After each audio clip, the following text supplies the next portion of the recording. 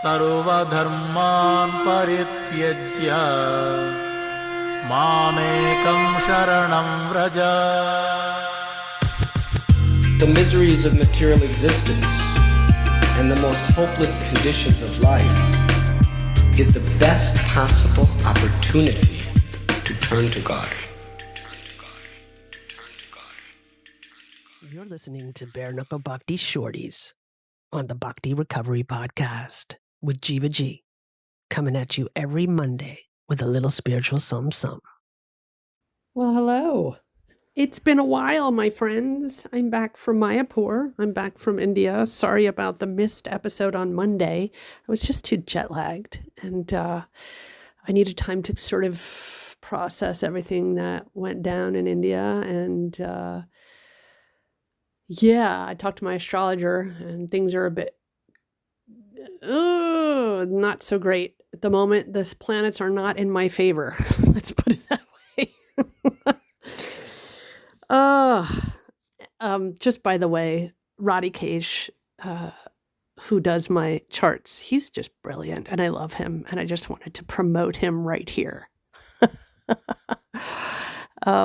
He's always so helpful to me in so many ways. I think a lot of people don't understand really astrology as a science. It's not really some like hoopla. It's definite science. But that's not why I'm here talking to you today, is it? It is part of my journey, though. It's something that I have taken an interest and a liking and a support from. It's a support for me moving forward in decisions that I make. And what I love about this astrologer, about Radhikesh, is that he never says like that, that's a horrible idea. He'll just give you kind of the warnings, like, look, here, it's not a great time to do it. Maybe you want to think of another time. And he'll try to find alternatives and solutions. And that's what an astrologer should do. He's also a coach, a life coach. So he not only reads you your chart, he kind of coaches you through the hard times. So thank you, Radhikesh. Big up to Radhikesh. Anyway, I'm back. It's gray. It's raining. It's cold. I'm freezing. But that's all the external things. How am I internally? What's going on with me? I'm really in this process of writing the BRG book. I have been dedicating myself 3 hours a day, well, almost, between 2 and 3 hours every day, sitting down and making sure I write. And it's been really a process. Raghunath is really helping me through this process as well. He's holding me accountable and making sure that I do what I say I'm going to do. And I need that. I need someone to hold me accountable. He's been a huge support in this process for me. And, he's sort of telling me chapter for chapter what I should be doing. I also have help from our friend Kennedy. She's also she's just there, and her offering is in supporting and getting this book written. So thank you guys. This is like a big up session, isn't it? But I want to give praise to people, where deserved. Also want to give praise to all the people who keep the fort down while I'm in India, keeping the Bhakti Recovery Group meetings going, and all of you. Every person who chairs the meetings while I'm not around, and when I'm around, the people who chair all the meetings, thank you so much for keeping this going. This is how our community will grow. We do service, we get involved, we show up, and I love all of you, and I love this community so much, and I just want to keep giving and giving and giving and giving and giving, because I'm receiving so much. I'm just receiving so much.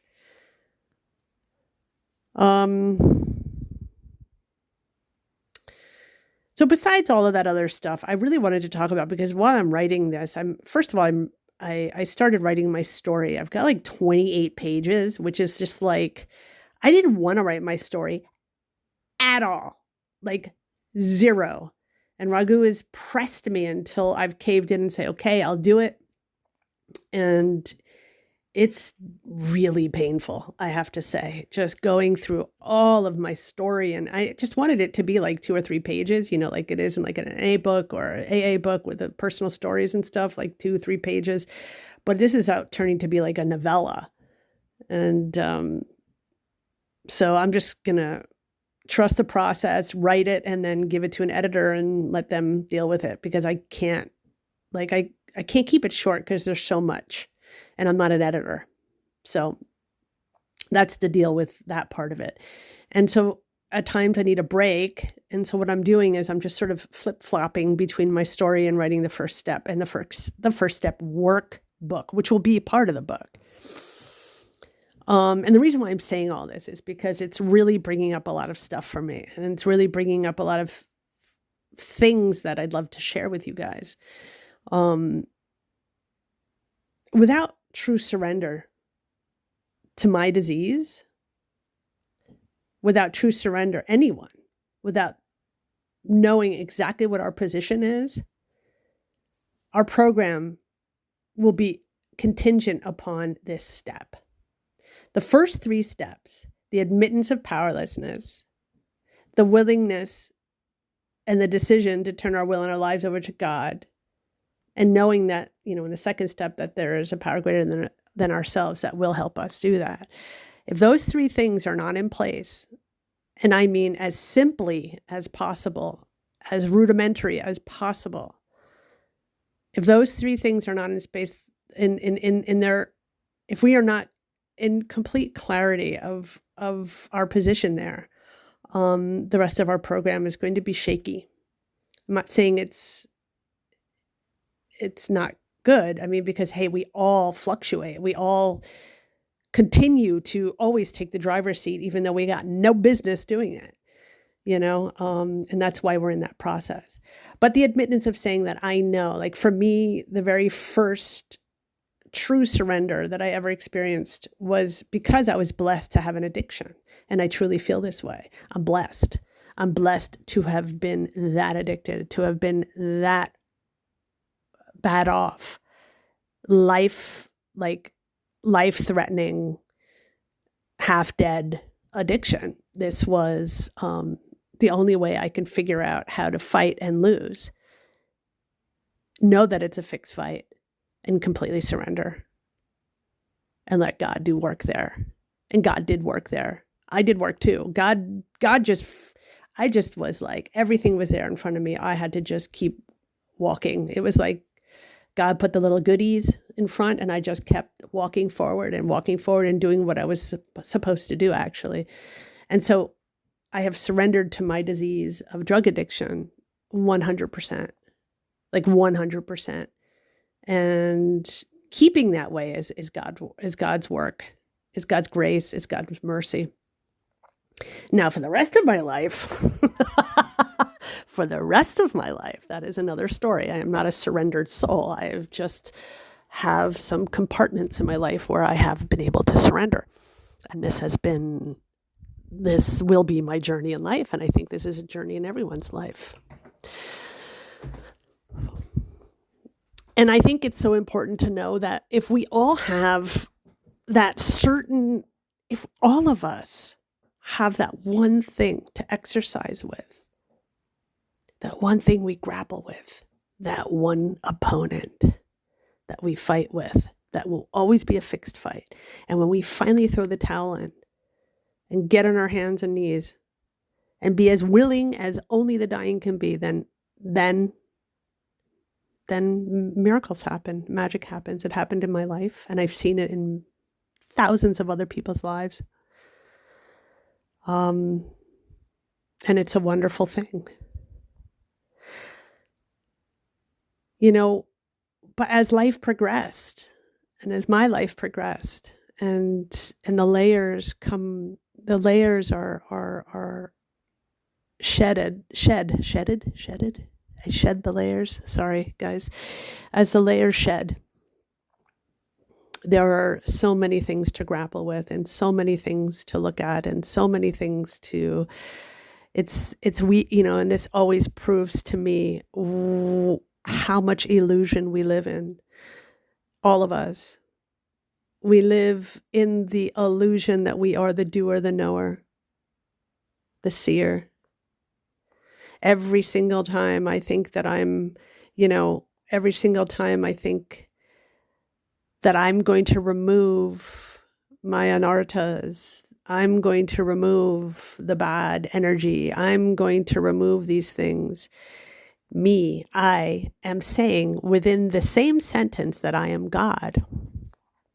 I will not remove squat. The only thing that I will remove is maybe my clothes changing into my pajamas every day. That's about the only thing that I can remove. So it has to be clear on a daily damn basis. Damn it. On a daily basis, it has to be clear that I am not the doer. I am not the knower. I am not the seer. I don't know. I show up and say, God, do with me. Krishna, do with me what you please. Please let me see your will for me. And please give me the power to carry that out. It's so damn simple, and I'm so damn stupid that I can't freaking get it. I'm hoping that one day I'll have a bottom with everything. God, I shouldn't say that out loud, should I? But I don't know if there's any other way for me. I'm thick. I'm just too thick and too conditioned, too layered with conditioning of lifetimes and lifetimes and lifetimes of whatever it is that I was doing. I'm paying in my karma. But I'm grateful. It's painful, but I'm grateful. I'm grateful because I know that every time that I'm grappling with something, and every time I have a program to fall back on, and the Gita to read, and Prabhupada's words to listen to, and lectures from everyone, and association with all of you wonderful people, every time that I'm in that illusion again, and when I fall, I have all of this to fall into. It didn't used to be like that for me. It didn't used to be like that for me. I had nothing to fall into except for the bliss, the abyss. Sorry, the bliss. That's great. The abyss of the spiraling down hell. That's how it felt to me. So God's been good to me. Some people would look at me and shake their head and say, "Oh, this poor woman, what she had to go through in life," and I can't agree with that. I can agree sometimes if I'm sort of on the pity pot. I can be on the pity pot every once in a while. Not often, but every once in a while I get on a pity pot. And when I am on that pity pot, it's not long. I get up and go. I do my business and get up and go. But like I said, I have all the tools at hand. There's no excuse, actually. There's absolutely no excuse for me, and when I don't invest in my recovery, if I don't invest in my spiritual life, if I don't invest in reading my steps, if I don't invest in reading my Gita, if I don't invest in going to meetings, if I don't invest in listening to lectures, if I don't invest in association with devotees and people in recovery, if I don't invest in that, then it's not going to come just like that. God is not like some freaking cornucopia of the resistant. It's only as open. That cornucopia is only as open as I am. It is the complete mirror of who I am. God will give us grace if we act in grace and if we know our true position. I do know this. At least that's been my experience. Yeah. Times aren't easy right now. Not for me. It feels like I'm walking uphill in sludge. For my family as well. Even my husband is in a very difficult time right now. The stars and everything, the planets are not aligned at the moment in our favor. But this too shall pass. This too shall pass. Actually, my difficult period won't pass until the end of March. So pray for me, guys. But I'll get through it if I stick close to what I know is going to empower me.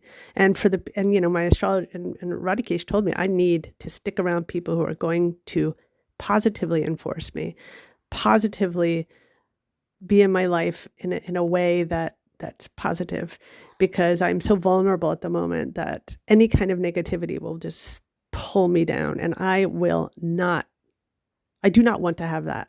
And that's why I'm here talking to you guys, because I want to remind myself on a daily basis that it's a conscious decision to turn my will and my life over to the care of God. It's a conscious decision. 2 words, conscious and decision. 2 words, conscious and decision. We consciously decide, which means we are very aware of the decision that we make to give our lives to Krishna and let Krishna arrange. I think like everyone, I have, I actually used to never have trust problems. When I had nothing to lose, I didn't have a problem at all of trust.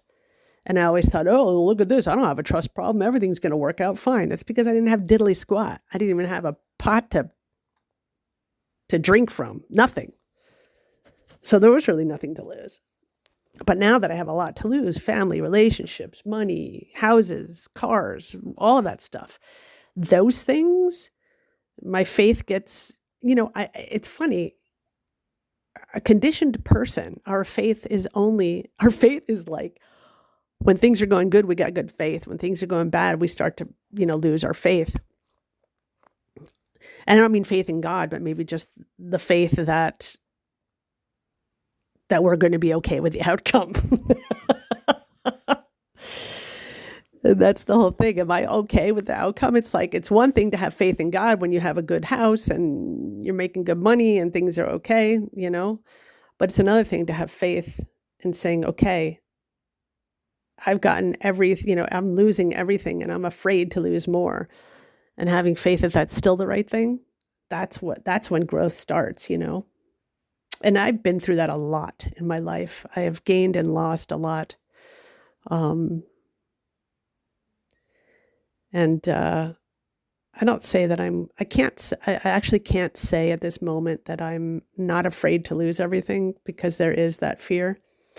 In the end, it wouldn't matter. In the end, I will always accept what happens, because I'm just geared towards that, after 35 years of being in recovery and, 7 years of being in Krishna consciousness. There are just certain things that are kind of drilled inside of me that I know.